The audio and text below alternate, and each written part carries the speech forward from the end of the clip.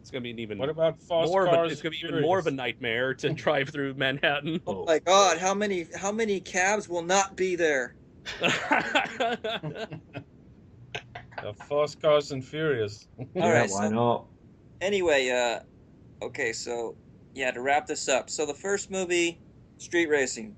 Second movie, some kind of weird heist for some gangster guy. Third movie, street racing in Tokyo. Fourth movie, Vengeance. Dominic's trying to avenge Letty's death, which I think that was an awesome movie. I like fucking freaking The fourth one. Fast and Furious. I like that one. But then they ruined it by bringing her back. Because it makes no sense now. You know, the guy's like, I shot her in the head. I was there. Okay, so apparently the dude was lying the whole time, and Dominic was stupid enough to fall for it because conveniently, somehow she was thrown from the car, if I understand this right, when the car exploded. So the black guy, I forget his name, and I'm not trying to be racial. He's just the only black guy in that movie, I think, except for the team. Anyway, so who did he shoot, or did he just lie to Braga? I don't get it. I don't understand how any of that fits together with her little amnesia story. So that's my problem with that. Okay, so 5 is basically Ocean's 11 with cars. All right, it's a bank heist movie. 6 is, I don't know what the heck you call 6. Tank chase, Frogger, Oh, you know, Command and Conquer. I don't know. So we'll call 6 the tank movie, and then I liked 7. I thought 7 what started out great, but then with the whole drone thing and like having to trade bodies between the lady between cars or whatever, 80 miles an hour in no traffic, a bit much. I will say I liked Jason Statham. I think yeah. he was a phenomenal, solid villain. He was very much a great extension of his brother, and he had a real motive. And the thing I liked about him is he was a true blue villain who liked being evil. There was no redemption in that guy's heart. You know, he was out for vengeance, and he stuck to his plan. And I strongly respect villains that are evil for the sake of being evil, because believe it or not, Hollywood, this actually exists. All your villains don't have to be sympathetic. It's more like pathetic.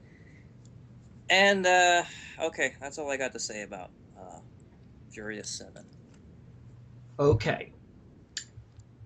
Aside from being Nick, who has seen Fast 7? I've seen it, although it's been kind of a while since I wasn't since you kind of brought this up at the last minute, so unfortunately I hadn't had an opportunity to reflect on my thoughts beforehand. But Yeah, that's kind of my bad, dude. Sorry. nah, it's Yeah. all right. I've also watched Furious 7, MJ. I know Fennis hasn't. I have not seen Fast 7, but I like to comment on one thing that's a little odd and Okay. stuff. We had that panel about back in 2013, and we were talking about how Furious 7 should be the very last of the series. Like they should just let it be. 6 days later, Paul Walker unfortunately bit the dust. Yeah. And I killed him. I'm sorry. No, that joke was made in poor taste. Well, I was about to say no, we didn't kill him. It was speeding. But anyway, there is one thing. I was refraining from all spoilers because I wanted to see it for myself until the internet, bits and pieces, at least revealed what happened. I was like, are you freaking kidding me? I wanted it to be a surprise. And yes, thank you, Nick Nugent. Mechanical failure. And that's all I have to say about Furious 7. I haven't seen it other than what I just said, and that's it. Well, I hope Okay. I didn't ruin it for you. I didn't mean to. Spoiler alert. I know.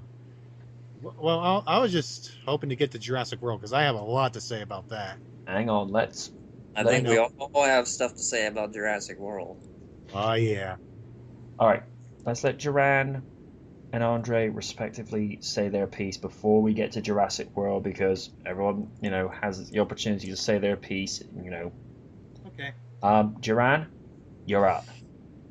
Yeah, I really enjoyed Fury 7. I mean, just the whole build up again.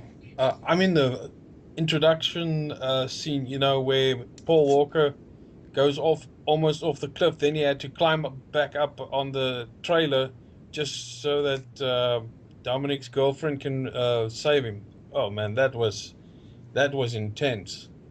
I assume you guys agree with that as Yep. well. Hmm. And yeah, Nick pointed out very good facts. I mean, no police in the chases, and the helicopter shooting, well, the drone attacking them. I mean, my favorite part is where they stole that car and they drove it off one of the towers into the other tower. Yeah. Yeah, that was great. I really loved that scene. And yeah, I mean, as you said, Nick, Jason Statham's character. Oh man, great villain, great acting. No doubt about it. And yeah, yeah, seeing that MJ, that it was the last minute thing. I would have said more, but that's all that I have got to say now. But great film.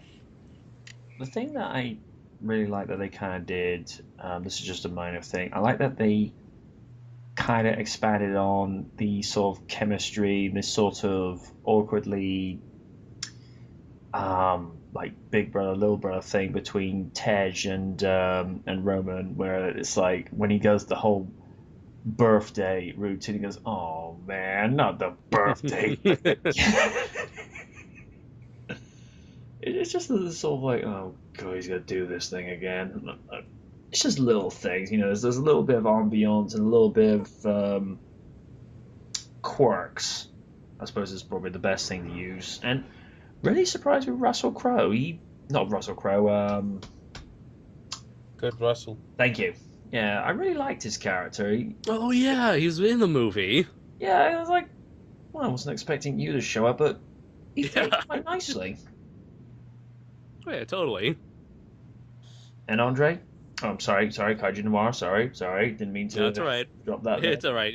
Everybody on the internet already knows my real name. Oh, my bad. It's okay. It's all right. You're right. So, Reading in your Skype, thank you very much. So, anyways, yeah, Fast Furious 7.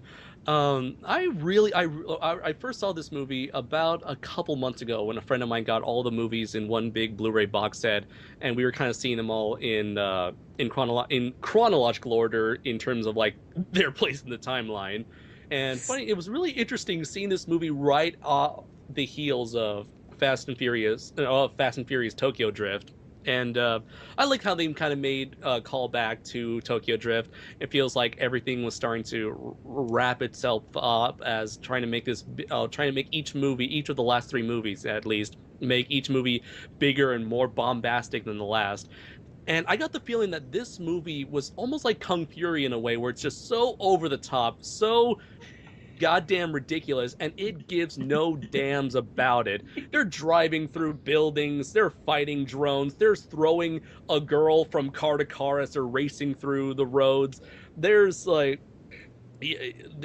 so much. The freaking, like, they're parachuting cars off a plane in midair. It's just so crazy and imaginative.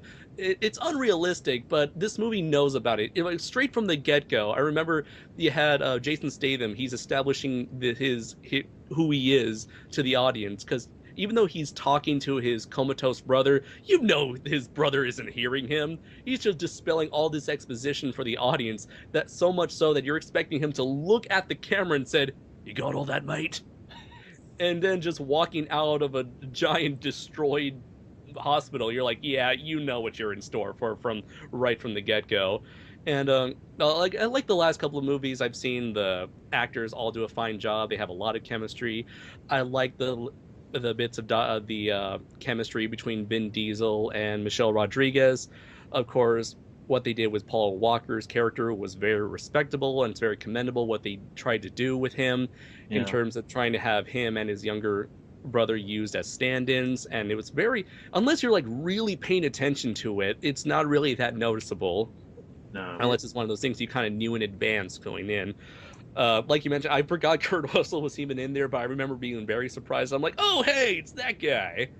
And Jason Statham, he's a really great villain. I remember when we all talked about the last movie.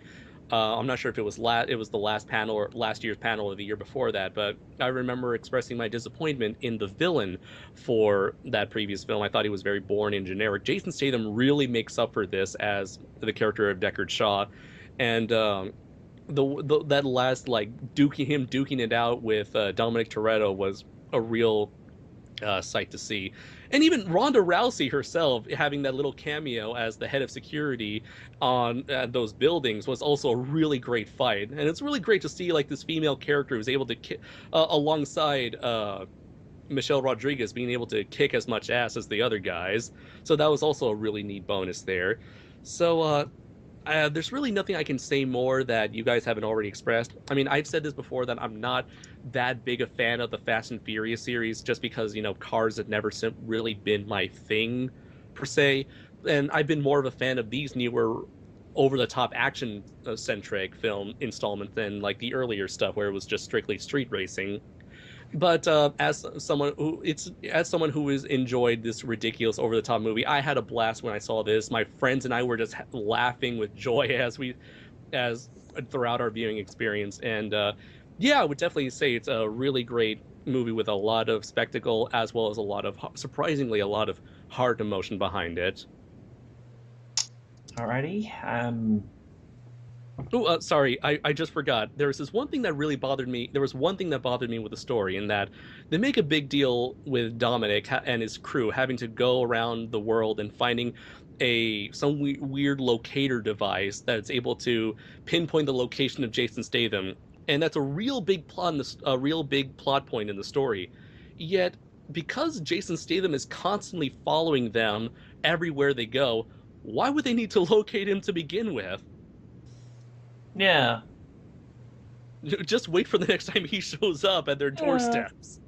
That's good. Because that's what the script says. Exactly. That's pretty much my only real big gripe with the film. Alright. But of course, it's basically used there to, put the plot into motion and to get these characters from one set piece to another. Yep. Yep.